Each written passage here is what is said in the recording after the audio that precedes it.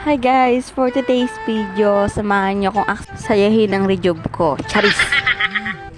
Magap nga pala akong ginising ni Papa kahit tanghali naman na para sumama sa kanya sa fish cave dahil mga nanonood ho na hindi alam ang sizing. Sizing ho yung paglilipat ng maliliit na lapo o paghiwalay ng malaki at saka maliit. Nung nakaraan ho, nung nakapag-harvest kami, di may pera-pera manang.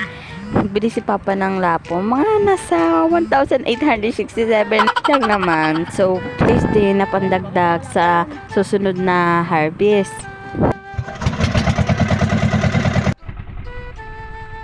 Actually, ayos na ayos naman ako sumama kasi nga, hindi naman maalon. Kampante naman kampante. Kalmado naman yung dagat. So, hindi ako susuka kapag nakatigil lang yung bangka doon sa fish cage namin.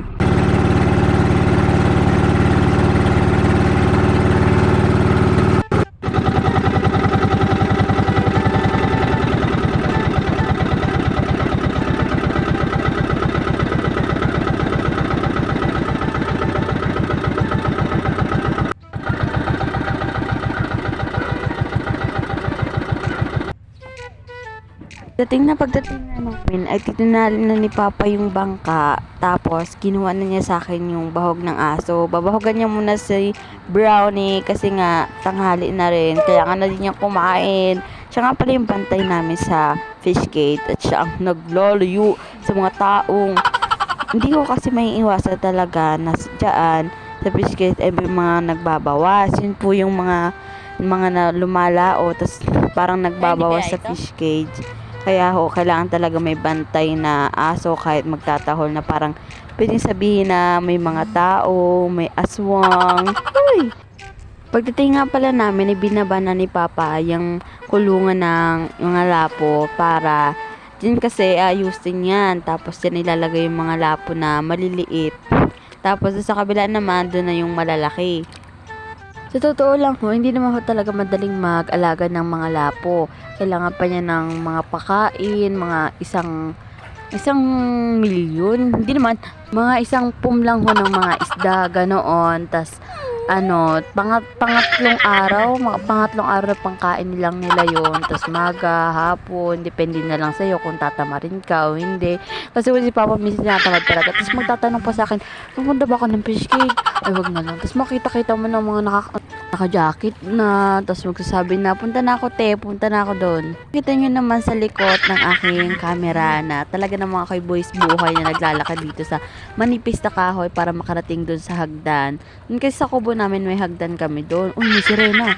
Choco yata yan.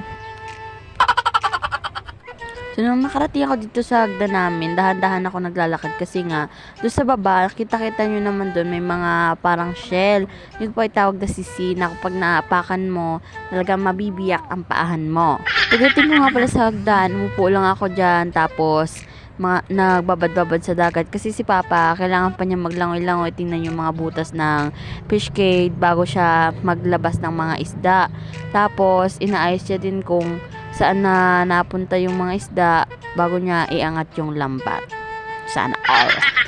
After 100 days na paghihintay, ay ayun na, okay na pala yung ni Papa, nakuha na niya yung lambat, inaayos na lang niya at inaangat ng konti para lumabas yung mga lapo. Ayan na, nilabas na ang kanyang pang-pom na nagkakalaga ng mga nasa 60,000 pesos. At saka ang kanyang pang-sala na nagkakalaga ng 50,000 pesos. Partida, may butas pa yan Tapos, yun na, kinuha na nga ni Papa yung kanyang pangkuha ng lapo at isinadlock niya sa dagat. Para kunin yung mga lapo. Arte! Unang sadlock. Oops, muntik pang makawala. Sayang yan. Wag kang magmamalikot. Bawat sadlock ka pala ni Papa, may nakuha siyang malalaki. Kaya binabalik niya doon sa kabila kasi nga dyan na ilalagay yung malalaki. Tapos yung mga kukunin niya lang dyan ay yung maliliit para ilipat sa kabila. Kita nyo naman yung mga lapo doon, no? Mga galang ay maliliit pa. Tapos pag may malalaki, ilipat lang niya doon sa kabila. Ang silbi nga naman ng pandangkot ni Papa, oh. Kahit may butas na, nakakadampot pa rin.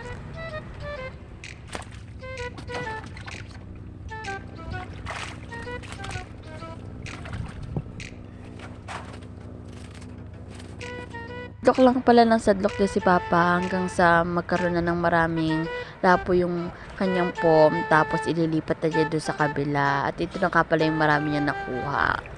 Diba? Dami. So, ililipat na niya sa kabila para dyan na lumaki. Kasi nga, pag dun sa kabila, kakainin siya ng mga malalaking lapo. Kaya kailangan sila paghiwalayin. Ganun pala yun. Paghiwalayin kapag malaki. Uy, si Uwi.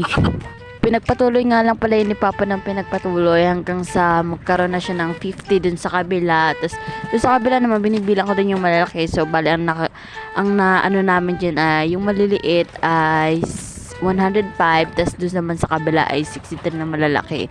Kailangan talaga sila bilangin kasi nga hindi mo din alam kung pag sa dating na ng harvest, kakaunti na talaga yung makakuha mo. Tapos hindi mo pa bilang, talagang malulugi ka. Pero actually, makakuha ka lang dyan ng 50, bawing-bawi ka naman na talaga kasi nga mataas ang presyo ng mga lapo kaya mga gopher fish. Kaya, sana all!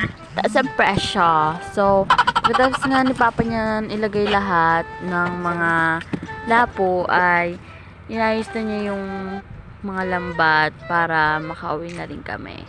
Pero yun pala, may mga kaunti pang natira doon kaya kinuha niya na rin para ilipat doon sa kabila. Halos malalaki na yung natira doon kasi yung maliliit is ayan na, nakuha na din niya yung kakaunti. Tapos sinali na rin niya yung kakaunti dun sa fish cave. Pagkatapos nga namin maglipat ng mga lapo, umakyat na ako dito sa bangka kasi nga talaga ng mga napakainit. Tapos masusunog na yung balat mo. Ay, talaga sayang ang job mo. Kayo naman, puputi pa. Pag-akyat ko nga pala dito sa bangka, si Papa na iwan doon sa baba. Nagsisisid pa siya doon sa hulungan ng lapo para tingnan kung may kami magasgasan pa o kung ano. Tapos pagkatapos niyan, tinali na niya yung unang cage para maging maayos at baka may makawala pa.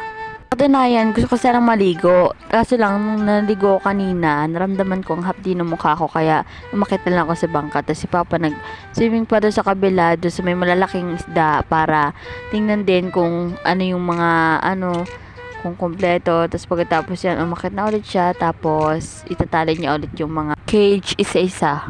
Kaya talaga namang napakasipag ng ating mga alaga. Napakasipag talaga ni Papa.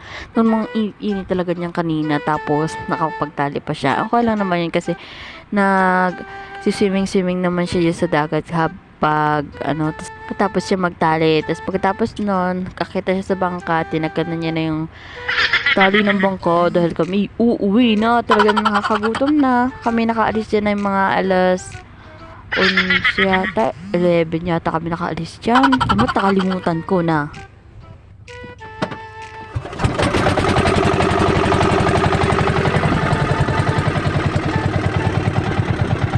Kapanda na nga ni Papa niya na uuwi na talaga kami.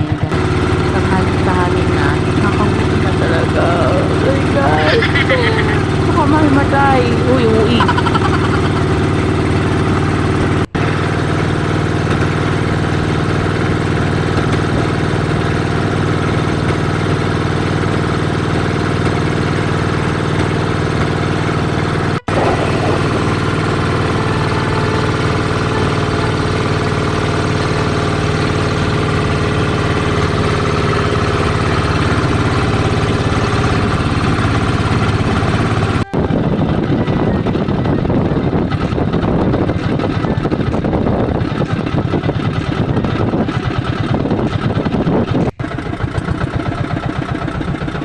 Ay siya, hanggang dito na lang ang ating video for today. At pagluluto pa po ako at hindi ko alam kung may luto na sa bahay na ulam.